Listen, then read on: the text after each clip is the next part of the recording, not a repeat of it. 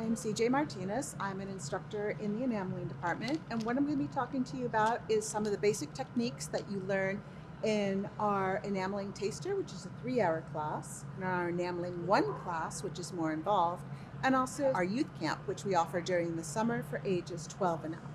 So one of the things we do as a project is we do a flat piece of copper, and the first thing we do on the back is that we counter enamel, leaving the front side plain, and you fire that. That way your enamel, when you get to your main side for your design, doesn't pull away from the metal. This acts as a counterweight basically.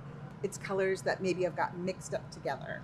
One of the things you want to be really careful about with your enamels is that you make sure you always start fresh with your sifters, and you also make sure that you always have a fresh sheet of paper. Piece, as you can see, has been counter enameled. It has not been enameled on the side. What we see is oxidation when you have copper. Normally we would put it in a solution called a pickle, which would clean it, or we would scrub it. In this case, I'm going to go right on to the piece that actually shows you that it's been counter enameled. For your stenciling and your sgraffito, and that's what the lines are here, you're simply putting it on a lifter, putting your piece down, you're opening up your sifter, you're making sure that your stencil is also clean, and then I'm going to use a 100 sifter, and the numbers are based on the fact of how fine the particles are with your mesh size. The higher the number, the finer the particles. You always want to make sure you're tapping it over your clean surface, and you're going to do about a third of the material. Some people tap it from the side. I like scritching it like a kitten. And then you're just kind of going across, making sure that it fills in with the stencil. Making sure that it's pretty well done. And then you're carefully lifting either with your hand or with tweezers. And in this case, I'm just going to lift. What I am going to do is take a brush, and I'm going to actually brush away the excess that came off while I was sifting over it. And then I'm actually going to take some of those pieces away, blot that down a little. We work with millefleur, little teeny wafers. They're flour, they're bits of glass. So for this, I am picking up the millefleur with my tweezers, which will stick it like glue. But what I like to do is actually put it in the pieces that I've already sifted with the enamel before I fire.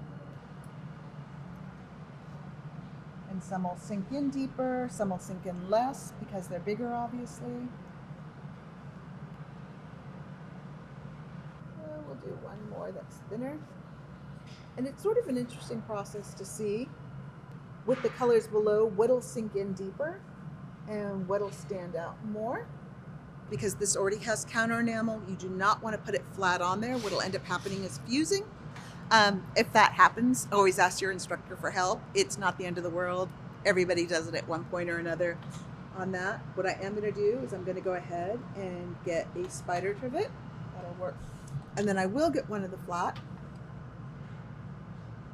And I will put it on there. And get my safety glasses. Gloves. And the best tool for the job is going to be the wider one for holding under the base. And just slip it under. And then make sure that the kiln is the temperature I want. And we're going to go ahead and open up and gently set in, and then drop down and pull out, and then close. And you can set a timer anywhere for about 1.5 minutes on this, or you can simply watch the temperature gauge. With the millefleur, because of the different sizes that I've used, I kind of like just keeping an eye on the temperature for it to see where it's going to be at, to see if I can stop it from running over or sinking in too deep. So as soon as it hits about 1485, I'm going to take a look and see what it looks like. The metal was very hot. I wait about 30 to 90 seconds to wait until it cools down, because what you want to make sure is that your glass on the back side doesn't fuse.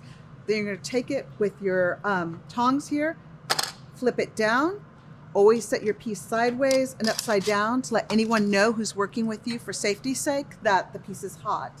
Now I'm going to go ahead and flip it over if I can show, and you're going to start noticing that the colors are going to become a little deeper.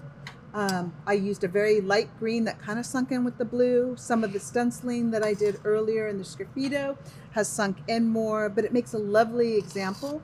One of the things you want to make sure when you're doing your piece is that you're not picking it up before it's too hot. Any piece of enamel, the best way to check is to actually cup your hand over it, and you can feel the heat radiating. You don't want to pick it up with your gloves because actually you'll burn the gloves. Also, you won't know how hot your piece is. And then as you wait, you can see your colors become more vibrant.